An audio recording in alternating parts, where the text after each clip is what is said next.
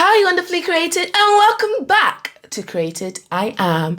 Summer is coming and you want to create the ultimate dress that you can style in different ways. All you need to do is go to your local market and get the stretchiest material. You want at least 2 meters. Buy more if you want extra fabric so you can make other styles. Your stretch should be going across this way. Fold it so that the right sides are touching. That means you can see the wrong side. Take a dress that's stretchy and has had your back from day one and lay it around halfway through.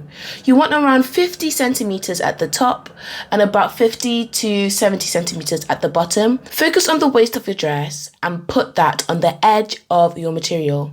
If you don't want to use a dress, just measure your waist and half it. That is going to be where you cut up to. So do a slow diagonal from the top to your waist. Now at the top, I actually put too much space, which I adjust later. So what I should have done is taken my bust circumference, halved it, use that for the top measurement, cut to a diagonal to the waist, and then a diagonal down to the end. I was going to cut a bit more, but I ended it here because I wanted more material for later on. Take your thread. You want it to be about 2 meters long, not too long. You want to be able to control it. Half it, cut it. Create a knot and do this about 3 times so the knot is thick and it will not come off when you put it through your fabric. Start at the waist. What I'm doing is I am going in, out, a running stitch all the way to the top.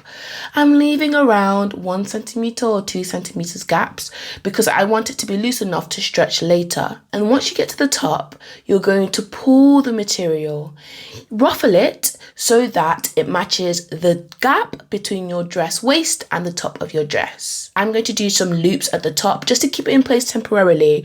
This stitch will not be strong enough to keep as your permanent stitch, but it will allow you to get your ruffles in place. Now we're going to do that again. Take your thread and put a couple of knots in. Go back to the waist and do a running stitch all the way to the bottom and ruffle it up the same way. At this point, you can try it on to see how you like it.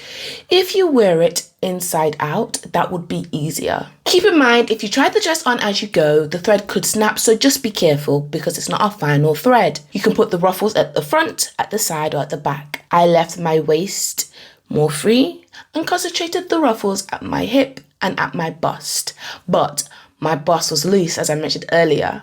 So all I did was go back to the waist and go back up to my bust, but I take in some fabric so that it tightens up.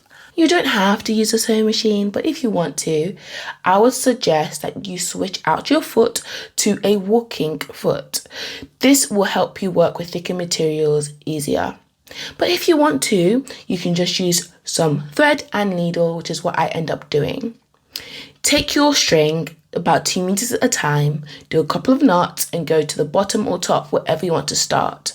But so that it's stronger, I'm not doing a running stitch. I'm doing a back stitch. You poke the thread in, go forward, but then you take it back. Poke it in, go forward, go back. Poke it in, forward, go back. So you're actually doubling your stitch as you go. I actually decided to keep the bottom of my dress, the bottom 20 centimeters, ruffle free, and then focus the ruffles at the top just to give it a bit of a unique twist. I would advise you to do this all the way through the dress and then do it again just so it's extra strong. Then just hem it. At the top, I folded down twice and then sewed it. I used an invisible stitch. You can do a running stitch, you can use your sewing machine, whatever you prefer. I also trimmed the top because I didn't like how ruffly it was. And there you go, you're done. And now is the fun part. Thin, long rectangles can double up as straps. Very long rectangles can be a drapey look. Shorter rectangles can double up as tops or sleeves. You can pin the edges together to create sleeves.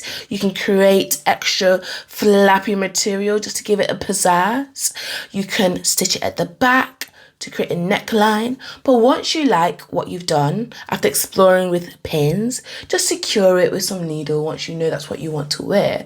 And what's cool is you can always unstitch that part and then create something different later when you want to change up your dress because the base is done. And as you enjoy this summer dress and the summer sun, please do remember that you are wonderfully created.